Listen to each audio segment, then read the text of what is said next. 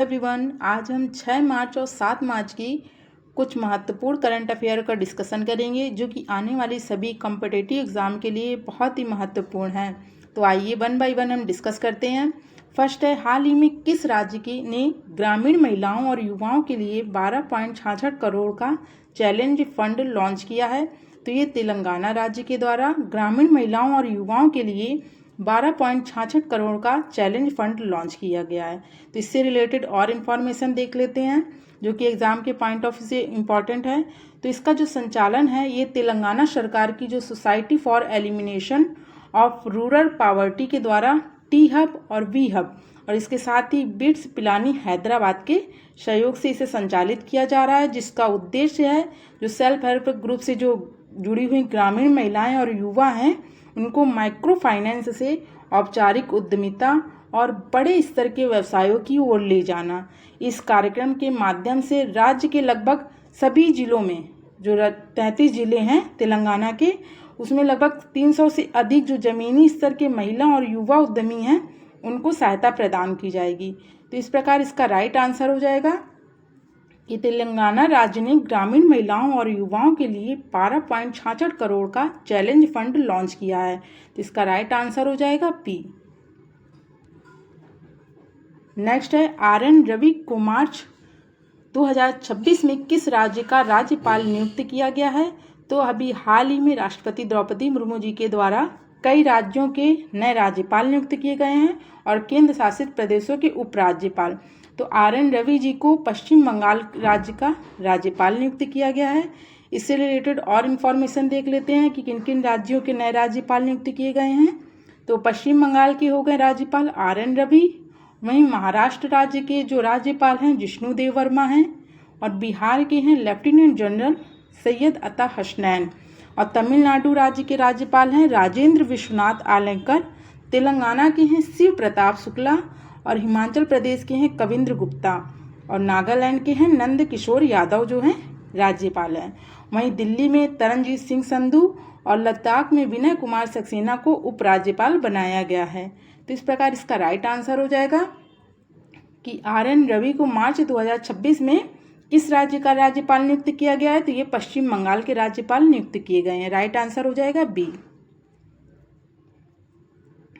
Next है, हाल ही में लड़कियों की शिक्षा में परिवर्तनकारी कार्य के लिए किसे time women of the year 2026 की सूची में शामिल किया गया है? तो ये शामिल किया गया है सफीना हुसैन को, जो कि एक एजुकेट गर्ल्स जो कि एक गैर लाभकारी संस्था है, इसकी संस्थापक हैं। तो इस प्रकार इसका राइट आंसर हो जाएगा कि लड़कियों की शिक्षा में परिवर्तनकारी कार्य के लिए किसे time women of the year 2026 की सूची में शामिल किया गया है? तो ये सफीना हुसैन जी को। तो इसका राइट आंसर हो जाएगा बी, जो कि एजुकेट गर्ल्स की एक संस्थापक हैं। उन्होंने ग्रामीण भारत के जो दूर दराज और आदिवासी क्षेत्र हैं उनके लगभग 20 लाख से अधिक स्कूल से बाहर रहने वाली लड़कियों को वापस शिक्षा में जोड़ने में महत्वपूर्ण भूमिका निभाई है। और जो उनकी संस्था है वर्तमान समय में भारत के टोटल 12 राज्यों के 30,000 से अधिक गांवों में ये सक्रिय है। और जो उनकी संस्था है एजुकेट गर्ल्स, इसे रेमन मैग्सेसे पुरस्कार पाने वाली पहली भारतीय गैर लाभकारी संस्था बन गई है, बनी थी 2025 में। तो इस प्रकार इसका राइट आंसर हो जाएगा कि लड़कियों की शिक्षा में परिवर्तनकारी कार्य के लिए किसे time women of the year 2026 की सूची में शामिल किया गया है? तो ये शामिल किया गया सफीना हुसैन को। राइट आंसर हो जाएगा बी। नेक्स्ट है, किस देश की क्रिकेटर फिन एलन ने T20 वर्ल्ड कप इतिहास का सबसे तेज शतक लगाया है? तो फिन एलन जो हैं ये न्यूजीलैंड के क्रिकेटर हैं जिन्होंने T20 वर्ल्ड कप में केवल 33 गेंदों में 100 रन बनाए। केवल 33 गेंदों में इन्होंने 100 रन बनाए, जो कि इतिहास का सबसे तेज शतक लगाया है। तो इस प्रकार इसका राइट आंसर हो जाएगा। ये हैं फिन एलन जो क्रिकेटर हैं, ये न्यूजीलैंड के हैं। उन्होंने यह ऐतिहासिक उपलब्धि जो है ये 4 मार्च 2026 को जो T20 वर्ल्ड कप जो पहले सेमीफाइनल जो कि दक्षिण अफ्रीका के खिलाफ ये जो जीत इन्होंने हासिल की है। और इन्होंने किसका रिकॉर्ड तोड़ा है? तो वेस्ट इंडीज के जो क्रिस गेल हैं उनका इन्होंने रिकॉर्ड तोड़ा है, जिन्होंने 2016 में इंग्लैंड के खिलाफ 47 गेंदों में शतक बनाया था। और यह जो मैच है कोलकाता के ईडन गार्डन स्टेडियम में खेला गया था। Finn Allen T20 world cup के किसी नॉकआउट यानी सेमीफाइनल और फाइनल मैच में शतक बनाने वाले दुनिया के पहले बल्लेबाज बन गए हैं। तो इस प्रकार इसका राइट आंसर हो जाएगा कि किस देश के cricketer Finn Allen T20 world cup इतिहास का सबसे तेज शतक लगाया है। तो ये है न्यूजीलैंड के, जिन्होंने 33 गेंदों में 100 रन बनाए हैं। तो राइट आंसर हो जाएगा सी। नेक्स्ट है, मार्च 2026 में अमेरिका के किस राज्य में महात्मा गांधी की पहली प्रतिमा का अनावरण किया गया है। तो ये मोंटाना में किया गया है। और यह प्रतिमा जो है यूनिवर्सिटी ऑफ मोंटाना जो कि माइक मैन फिल्म सेंटर में स्थापित की गई है। तो इस प्रकार इसका राइट आंसर हो जाएगा मोंटाना। इसके जो अनावरण करता है वह मोंटाना के जो गवर्नर हैं ग्रेग जियानफोर्ड, और सिएटल में भारत के जो महावाणिज्य दूत हैं प्रकाश गुप्ता, इन्होंने संयुक्त रूप से इसका अनावरण किया है। और यह प्रतिमा जो है भारत सरकार की ओर से मोंटाना राज्य को एक उपहार के रूप में दी गई, जिसका उद्देश्य है शांति और अहिंसा यानी गांधीवादी आदर्शों को बढ़ावा देना, जिससे भारत और मोंटाना के जो बीच हैं बढ़ते सांस्कृतिक और आर्थिक संबंध हैं उनको मजबूत करना। तो इस प्रकार इसका राइट आंसर हो जाएगा कि मार्च 2026 में अमेरिका के किस राज्य में महात्मा गांधी की पहली प्रतिमा का अनावरण किया गया है। तो मोंटाना में किया गया है। नेक्स्ट है, रॉयल जियोग्राफिकल सोसाइटी का एस्मंड बी मार्टिन पुरस्कार जीतने वाली पहली भारतीय कौन बन गई हैं। तो ये हैं डॉक्टर कृति के करंत, जिन्हें इस सम्मान से नवाजा गया है। वह न केवल पुरस्कार जीतने वाली पहली भारतीय बल्कि वह पहली एशियाई महिला भी हैं। तो इस प्रकार इसका राइट आंसर हो जाएगा डॉक्टर कृति के करंत जो हैं रॉयल जियोग्राफिकल सोसाइटी का एस्मंड बी मार्टिन पुरस्कार जीतने वाली पहली भारतीय बन गई हैं। और यह पद जो है बेंगलुरु स्थित centre for wild life studies की मुख्य कार्यकारी अधिकारी भी हैं। और यह जो कार्य है उन्हें वन्यजीव संरक्षण और मानव वन्यजीव संघर्ष को सुलझाने के में उनके 28 वर्षों के उत्कृष्ट योगदान के लिए यह पुरस्कार उन्हें दिया गया है। और ये जो इन्होंने पुरस्कार साझा किया है वह अलेक्जेंडर एंटोनली के साथ इन्होंने यह पुरस्कार को साझा किया है। और ये पुरस्कार का जो मेन महत्व किस लिए दिया जाता है, तो एस्मंड बी मार्टिन पुरस्कार जो है वह भौगोलिक अनुसंधान और वन्यजीव संरक्षण में व्यक्तिगत उपलब्धि के लिए दिए जाने वाला एक अंतर्राष्ट्रीय सम्मान है। तो इस प्रकार इसका राइट आंसर हो जाएगा कि रॉयल जियोग्राफिकल सोसाइटी का एस्मंड बी मार्टिन पुरस्कार जीतने वाली पहली भारतीय कौन बनी है। तो ये बनी है डॉक्टर कृति के करंत। राइट आंसर हो जाएगा बी।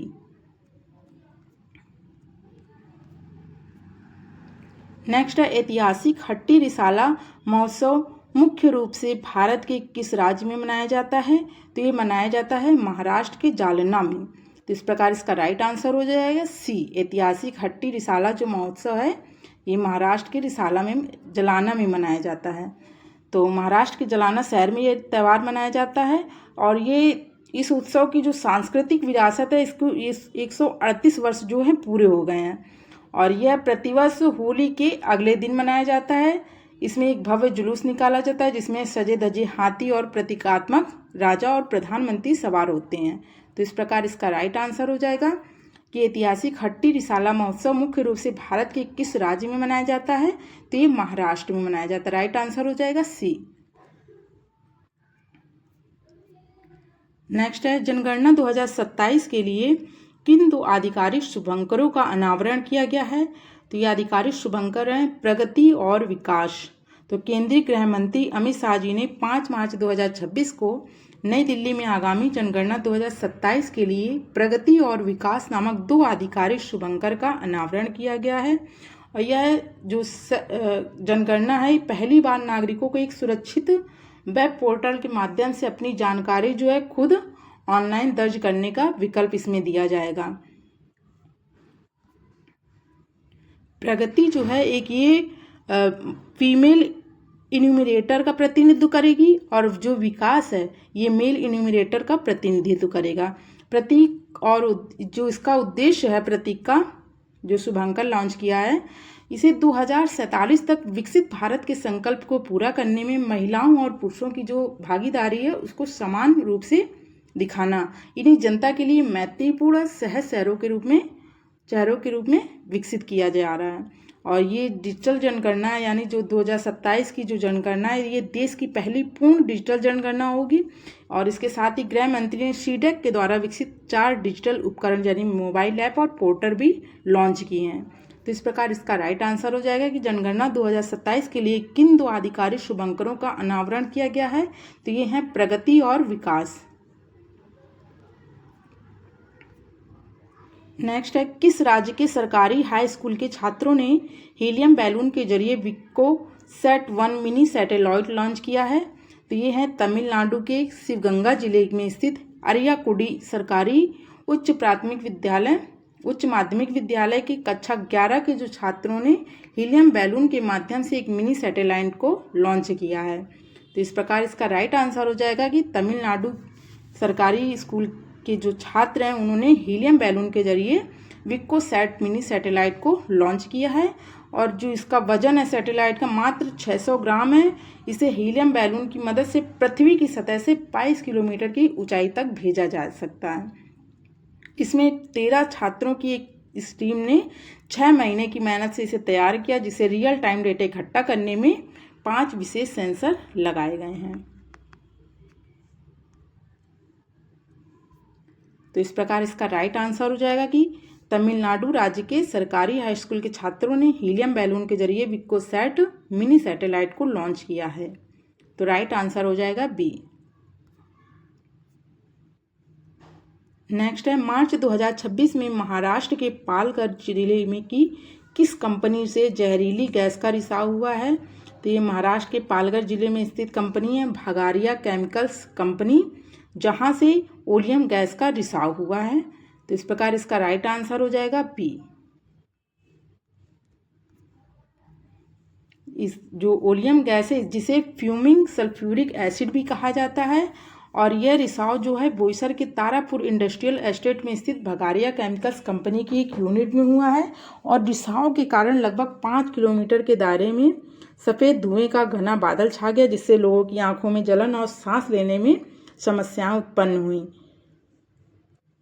तो इस प्रकार इसका राइट आंसर है कि मार्च 2026 में महाराष्ट्र के पालघर जिले की किस कंपनी ने जहरीली गैस का रिसाव हुआ है, तो भगारिया केमिकल्स कंपनी। नेक्स्ट है, आटुकल पोंगल त्यौहार मुख्य रूप से किस राज्य में मनाया जाता है, तो ये मनाया जाता है केरल राज्य में। केरल राज्य के की जो कैपिटल है तिरुवनंतपुरम, वहाँ पे यह त्यौहार मनाया जाता है, जिसमें जो है महिलाएं जो हैं बहुत भारी संख्या में इस उत्सव में पार्टिसिपेट करती हैं, जिसे महिलाओं का कुंभ भी कहा जाता है।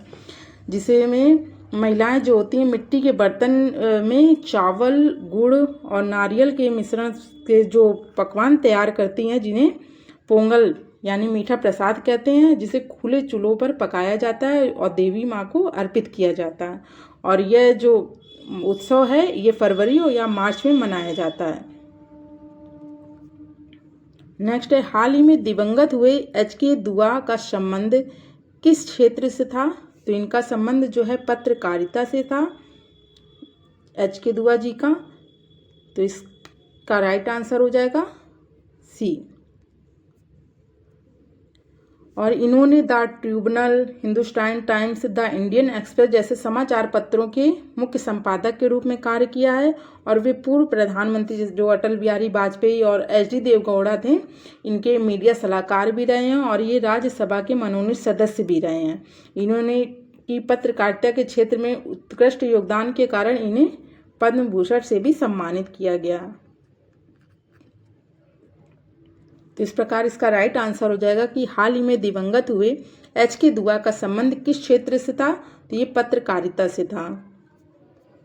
नेक्स्ट है, हाल ही में हेक्सागन गठबंधन का प्रस्ताव किस देश के प्रधानमंत्री द्वारा किया गया है, तो ये इजराइल के प्रधानमंत्री के द्वारा, इजराइल के जो प्रधानमंत्री है बेंजामिन नेतान्याहू, इनके द्वारा यह प्रस्ताव पारित किया गया, जिसका उद्देश्य है इस गठबंधन का मुख्य लक्ष्य जो है पश्चिम एशिया में पनप रहे कट्टरपंथी खतरों जैसे जो ईरान के नेतृत्व वाले एक्सिस ऑफ रेजिस्टेंस और अन्य कट्टरपंथी गुटों का मुकाबला करना। इसमें 6 सदस्य जो हैं इस देश की परिकल्पना की गई है, जिसमें इजराइल है, भारत है, ग्रीस और साइप्रस को कोर पार्टनर के रूप में नामित किया गया है। और इसके साथ अन्य संभावित देश हैं जैसे अरब, अफ्रीका और एशिया, जिसमें संयुक्त अरब अमीरात है और इथोपिया भी शामिल हो सकते हैं। इस गठबंधन का मुख्य रूप से उद्देश्य ये है कि रक्षा, सुरक्षा समन्वय, खुफिया जानकारी साझा करने और प्रौद्योगिकी और आर्थिक सहयोग पर केंद्रित करना।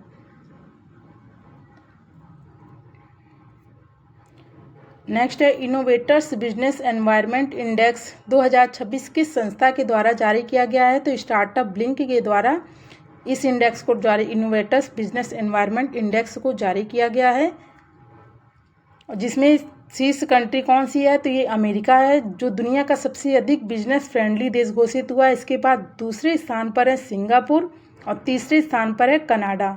वहीं भारत की रैंकिंग की बात करें तो भारत जो है 54वें स्थान पर है और भारत इस मामले में चीन से काफ़ी आगे है।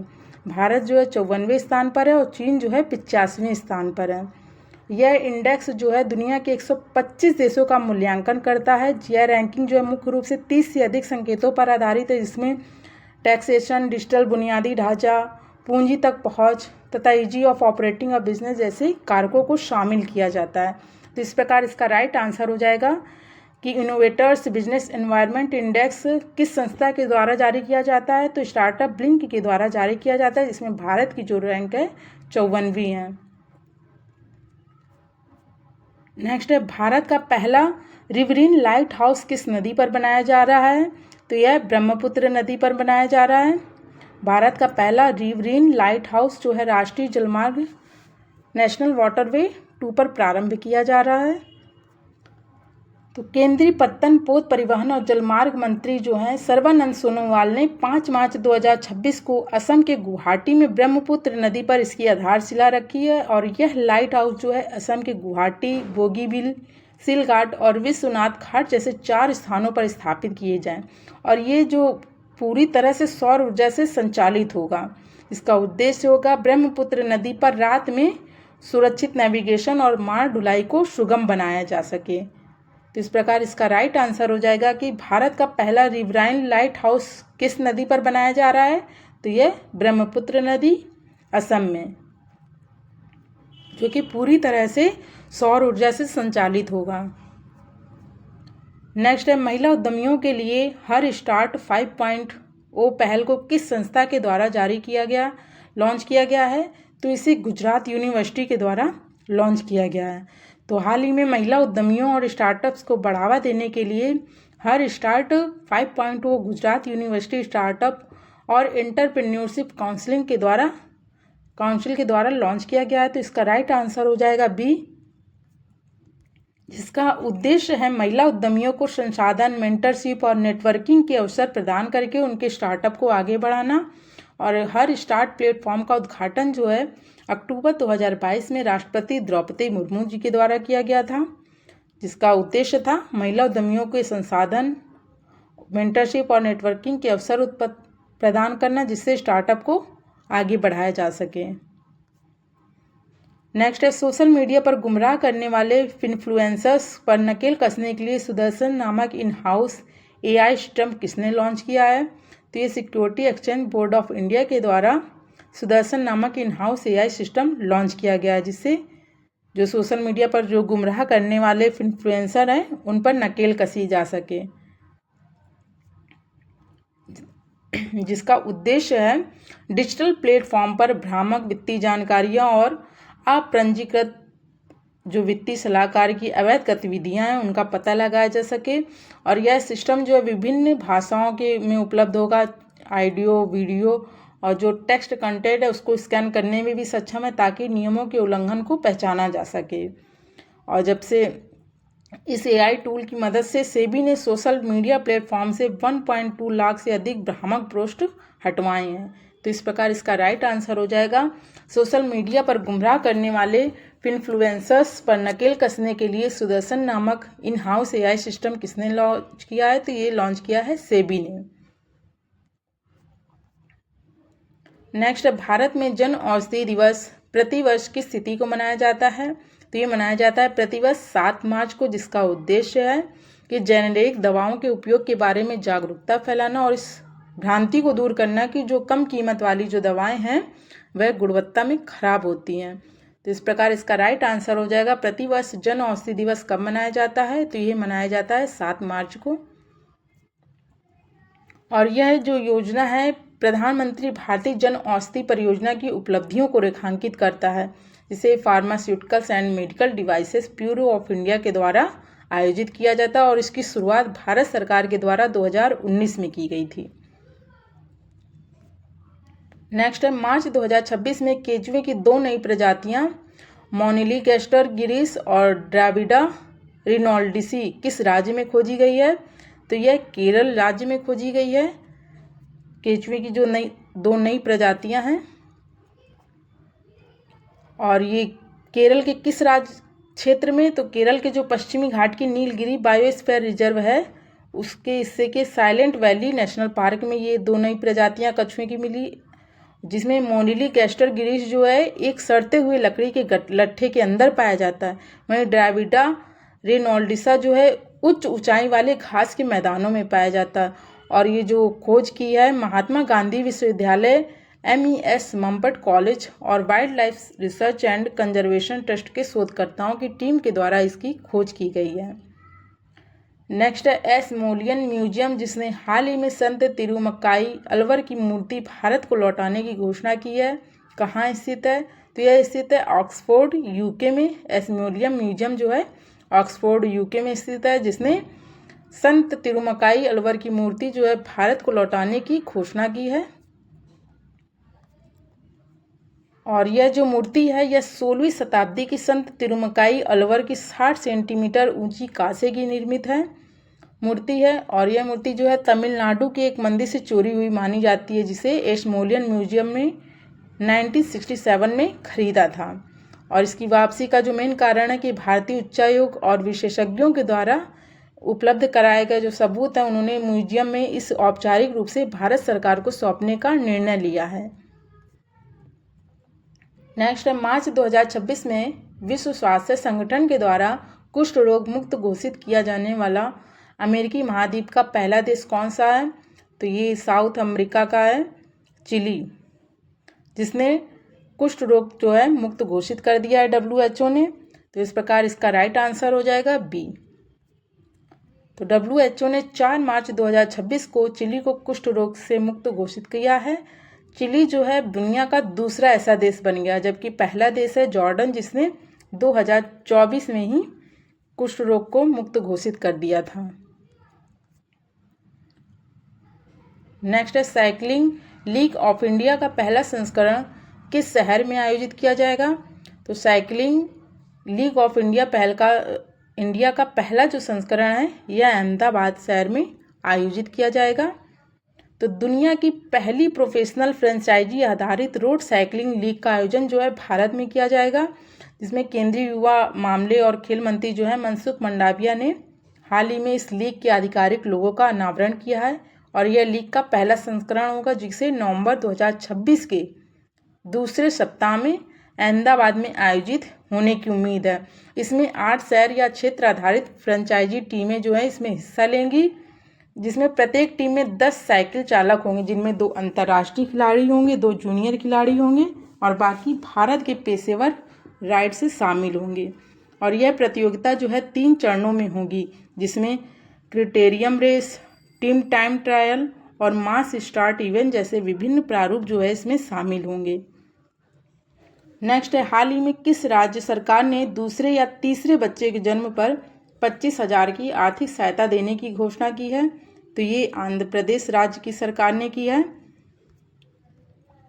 जो आंध्र प्रदेश के जो मुख्यमंत्री हैं N चंद्रबाबू नायडू, इन्होंने विधानसभा में राज्य की नई जनसंख्या नीति के तहत इस प्रोत्साहन राशि का प्रस्ताव रखा है, जिससे कि राज्य की जो टोटल फर्टिलिटी रेट है उसको सुधारना है, जिसका उद्देश्य जो कि वर्तमान समय में 1.5 है, जबकि जो आदर्श रेट है वह 2.1 होनी चाहिए, जिसमें दूसरे या तीसरे बच्चे के जन्म पर 25,000 रुपये की एक मुश्त राशि की सहायता दी जाएगी। तो इस प्रकार इसका राइट आंसर हो जाएगा कि किस राज्य सरकार ने दूसरे या तीसरे बच्चे के जन्म पर 25,000 की आर्थिक सहायता देने की घोषणा की है। तो ये आंध्र प्रदेश राज्य की सरकार ने। तो इस प्रकार इसका राइट आंसर हो जाएगा बी। तो ये थे 6 और 7 मार्च के बहुत ही महत्वपूर्ण करंट अफेयर, जो कि आने वाली सभी प्रतियोगी परीक्षाओं के लिए बहुत ही महत्वपूर्ण है।